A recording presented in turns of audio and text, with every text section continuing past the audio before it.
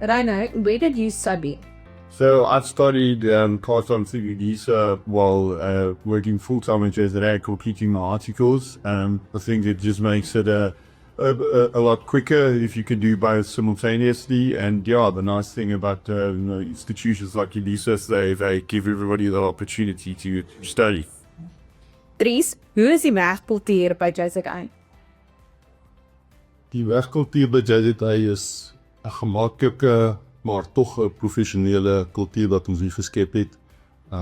Ons het al oor die jare verskeie persoonlikhede hier gehad en ons probeer met almal te kommunikeer en oor die weg te kom en die beste daarvan te maak. So die kultuur is 'n baie rustige, lekker atmosfeer, maar tog 'n professionele atmosfeer.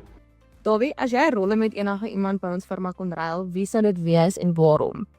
Definitief met jou, Shanae, ons HR en kantoorbestuurder.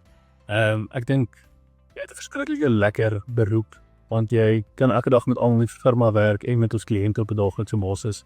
Soos ek sê, ons 'n mens kantoor firma en ek dink ja, jy sit in die perfekte posisie om daai elke dag te ervaar.